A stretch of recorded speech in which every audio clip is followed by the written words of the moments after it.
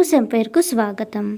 Previous వీడియోలో 1 year baby ఫ్రాక్ని ఎలా cut చేయాలి, క్యాలిక్యులేషన్ ఎలా చేయాలి, మెజర్మెంట్స్ ఎలా తీసుకోవాలనేది చూసాం కదా.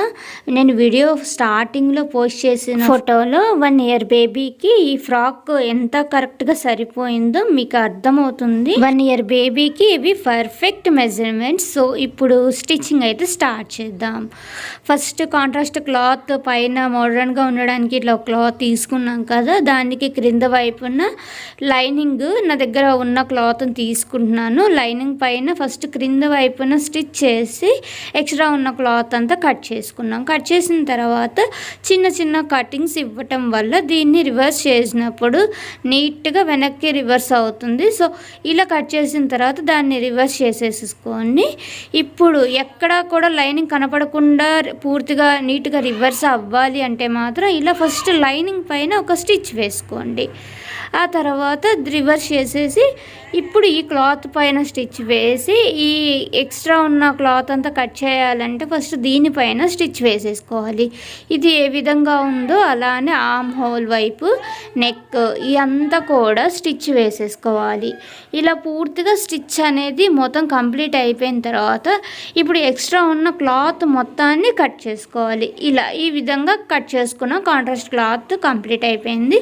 ఇప్పుడు బాడీ పార్ట్ స్టిచ్ చేయాలి. దానికోసం ఇక్కడ ఒరిజినల్ క్లాత్ లైనింగ్ ఫ్యాబ్రిక్ ఉంది కదా, దీనికి బ్యాక్ సైడ్ని పెట్టేసుకొని మొత్తం స్టిచ్ అనేది జాయింట్ వేసుకోవాలి. ఇలా జాయింట్ వేసుకొని ఎక్స్ట్రా ఉన్న క్లాత్ కూడా కట్ చేసాం కదా, చేసిన తర్వాత ఇప్పుడు ఈ క్లాత్కి కాంట్రాస్ట్ క్లాత్ని యాడ్ చేయాలి. అయితే దీన్ని బ్యాక్ సైడ్ నుంచి యాడ్ చేసి ఈ క్లాత్ని రివర్స్ చేసినప్పుడు నెక్ ఆటోమేటిక్గా రెడీ అయిపోతుంది.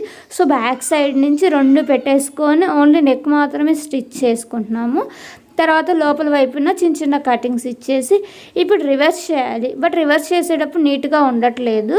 సో అందుకని ఏం చేస్తుందంటే లైనింగ్ పైన ఒక స్టిచ్ పడేటట్లు ఓన్లీ, అంటే రివర్స్ చేయకుండా జస్ట్ ఇలా ఉన్నప్పుడే ఒక స్టిచ్ వేసి ఇప్పుడు రివర్స్ చేసినప్పుడు నీట్గా రివర్స్ అవుతుంది. ఇలా రివర్స్ చేసిన తర్వాత ఇప్పుడు దీనిపైన ఒక స్టిచ్, ఇలా ఒక స్టిచ్ వేసేసుకోవాలి. ఇప్పుడు ఈ క్రింద వైపున కూడా స్టిచ్ వేయాలి. దానికంటే ముందుగా పైన షోల్డర్స్ ఆర్మ్ రౌండ్ స్టిచ్ చేసుకోవాలి. దానికోసం బ్యాక్ సైడ్కి తిప్పి స్టిచ్ వేస్తున్నాను, ఎందుకంటే మనకి మెయిన్ బ్యాక్ సైడ్ ఉన్న క్లాత్తోనే మెయిన్ కాబట్టి బ్యాక్ సైడ్కి మాత్రమే తిప్పేసి స్టిచ్ వేసి ఇప్పుడు పై వైపున అంటే క్రిందకి ఇట్లా స్టిచ్ వేస్తున్నాను. ఇట్లా మొత్తం స్టిచ్ చేసుకున్న తర్వాత ఇప్పుడు ఎక్స్ట్రా ఉన్న క్లాత్ని కట్ చేసుకోవాలి. ఇలా కట్ చేసుకుంటే మనకి ఫ్రంట్ పార్ట్ అనేది రెడీ అయినట్లే. ఇప్పుడు బ్యాక్ పార్ట్, ఈ బ్యాక్ పార్ట్ని కూడా ఇక్కడ ఏం చేస్తుందంటే మెయిన్ ఫ్యాబ్రిక్ అనేది రైట్ సైడ్ పెట్టేసుకొని ఇక్కడ మనం డిజైన్ ఏ విధంగా కట్ చేసుకున్నామో అదే షేప్లో నీట్గా ఎక్కడ కూడా హడావుడి లేకుండా నీట్గా అంటే పర్ఫెక్ట్గా నెక్ అనేది తిరిగేటట్లు చూసుకొని ఎక్కడ వంకర పోకుండా చూసుకుంటూ జాగ్రత్తగా ఇలా స్టిచ్ సింబల్ ఏ స్టైల్లో ఉందో అదే స్టైల్లో స్టిచ్ చేసుకుంటే మనకి బ్యాక్ పార్ట్ అనేది చాలా నీట్గా వస్తుంది. ఈ విధంగా నెక్ మొత్తం కూడా స్టిచ్ చేసుకోవాలి. ఆ తర్వాత ఎక్స్ట్రా ఉన్న క్లాత్ మొత్తాన్ని కట్ చేసుకోవాలి. ఇక్కడ నేను ఫస్ట్ రౌండ్ వరకు కట్ చేస్తున్నాను. ఆ తర్వాత క్రింద వైపున సింబల్ లోపల ఉన్న ఈ క్లాత్ మొత్తాన్ని ఎలా ఉందో అలా కట్ చేసుకోవాలి. ఆ తర్వాత ఈ బ్యాక్ పార్ట్ నెక్ మొత్తానికి అక్కడక్కడ చిన్న చిన్న కట్టింగ్స్ ఇస్తూ లాస్ట్ వరకు ఇలా కటింగ్స్ ఇవ్వటం వల్ల రివర్స్ చేసినప్పుడు నీట్గా వస్తుంది. సో కట్ చేసిన తర్వాత ఇప్పుడు రివర్స్ చేయాలి.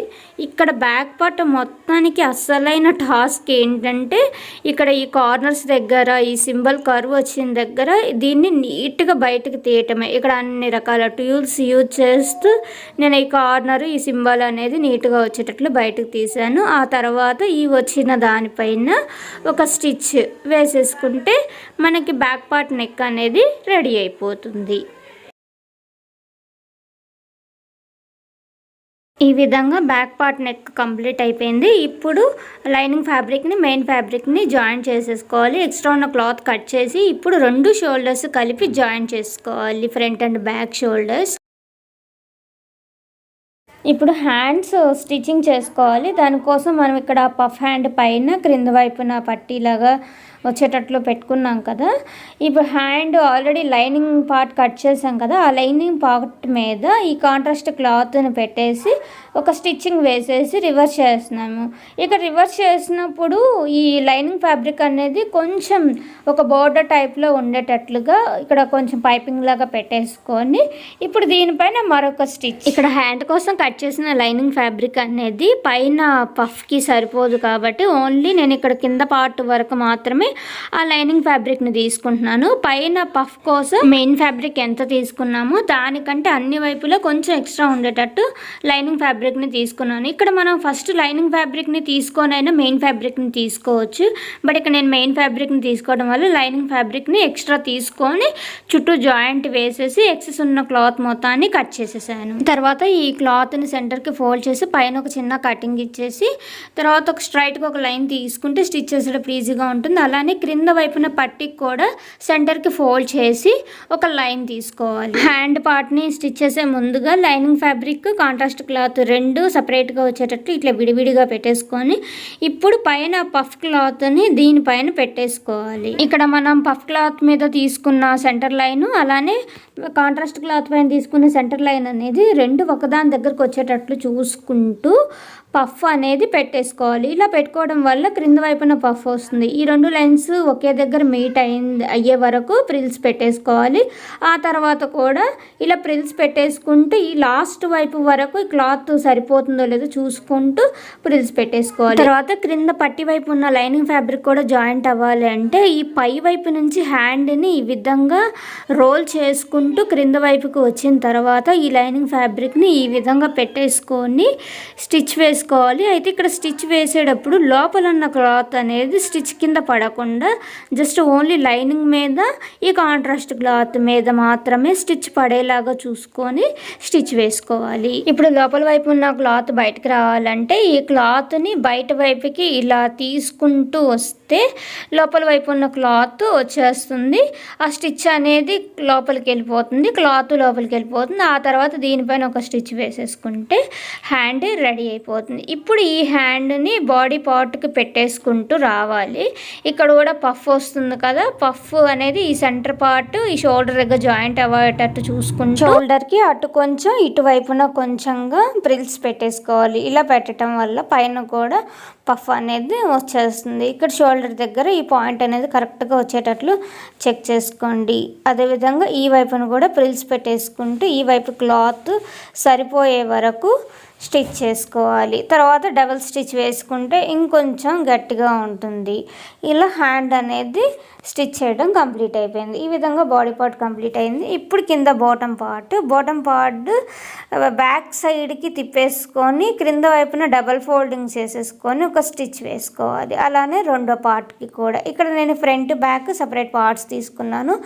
ఇప్పుడు లైనింగ్ పార్ట్ను కూడా మెయిన్ ఫ్యాబ్రిక్ అంటే లైనింగ్ పార్ట్ అనేది 1 ఇంచ్ అయినా తక్కువగా ఉండేటట్టు లెంత్ చూసుకొని రెండు పార్ట్స్కి ఫ్రంట్ బ్యాక్ రెండు పార్ట్స్కి క్రింద వైపున ఫోల్డ్ చేసుకొని స్టిచ్ చేయాలి. బాటమ్ పార్ట్ని పైన బాడీ పార్ట్కి అటాచ్ చేసే ముందుగా బాడీ పార్ట్ని ఇలా 4 పార్ట్స్గా డివైడ్ చేసుకోవాలి. సెంటర్కి ఒక ఫోల్డింగ్ చేసి అక్కడ ఒక మార్కింగ్, తర్వాత మిగిలిన 2 ఫోల్డింగ్స్ చేసుకొని అట్లా 4 పార్ట్స్గా డివైడ్ అయ్యేలాగా ఇలా మార్క్ చేసుకోవాలి. అలానే కింద బాటమ్ పార్ట్ని కూడా ఇలా 4 పార్ట్స్గా వచ్చేటట్లు డివైడ్ చేసుకోవాలి. ఇలా డివైడ్ చేసిన ఈ పార్ట్స్ అనేది ఫస్ట్ మార్కింగ్ దగ్గర, సెకండ్ మార్కింగ్ అనేది బాడీలో సెకండ్ మార్కింగ్ దగ్గర ఇలా వచ్చేటట్లు చూసుకుంటూ బాడీ పార్ట్ మీద ఈ బాటమ్ ఫ్యాబ్రిక్ని ఇలా ప్రిల్స్ పెట్టేసుకోవాలి. ఇలా చిన్న చిన్న ప్రిల్స్ పెట్టేసుకుంటే చిన్న పిల్లలకి చాలా అందంగా ఉంటుంది. సో ఇలా మార్కింగ్ని చెక్ చేసుకుంటూ సైజ్ చూసుకుంటూ చిన్న ప్రిల్స్ పెట్టేసుకోండి. ఇక్కడ మీరు కనుక అబ్జర్వ్ చేస్తే నేను ఇక్కడ మెయిన్ ఫ్యాబ్రిక్ లైనింగ్ ఫ్యాబ్రిక్ రెండు సపరేట్గా జాయిన్ చేస్తున్నాను. ఎందుకంటే మనకి రెండు ఈక్వల్గా రాలేదు కదా, లైనింగ్ ఫ్యాబ్రిక్ తక్కువగా ఉంది. సో అది కాక నేను ఇక్కడ బాడీ పార్ట్ని వెనక్కి తిప్పేసి లైనింగ్ పార్ట్ని అటాచ్ చేస్తున్నాను. ఎందుకంటే ఇలా అటాచ్ చేయటంలో మధ్యలో వచ్చే ఆ స్టిచ్ అక్కడ పడే సీమ్ ఎలవెన్స్ కూడా పిల్లలకి నడుము దగ్గర గుచ్చుకోకుండా ఉంటుంది ఇలా చేయటం వల్ల. సో ఇక్కడ కూడా ప్రతి పార్ట్ ప్రతి మార్కింగ్ అటాచ్ అయ్యేలాగా చూసుకుంటూ స్టిచ్ చేసేసుకుంటే లైనింగ్ పార్ట్ కూడా సెట్ అవుతుంది. చూసారా, స్టిచ్ అనేది మధ్యలోకి వెళ్ళిపోయింది. ఆ తర్వాత సైడ్న థ్రెడ్స్ కట్టుకోవడానికి ఉంటాయి కదా, నేను ఇక్కడ కింద బాటమ్ పార్ట్ కంటే కొంచెం ఎక్స్ట్రా ఉండేటట్టు ఈ లెంత్ అనేది తీసుకున్నాను. ఇక్కడ క్రింద వైపున ఈ టైప్లో వచ్చేటట్లుగా కర్వ్ షేప్ ఒకటి డ్రా చేశాను కదా, ఆ టైప్లో స్టిచ్ చేసుకుంటూ పైకి వచ్చేసరికి సైజ్ తగ్గుతూ ఇలా వస్తే సైడ్ థ్రెడ్స్ చాలా నీట్గా ఉంటాయి. ఇలాగే 2 స్టిచ్ చేసుకోవాలి. తర్వాత ఎక్స్ట్రా ఉన్న క్లాత్ని కట్ చేసేసుకోవాలి. తర్వాత దాన్ని రివర్స్ చేసేసుకుంటే ఈ విధంగా వస్తాయి.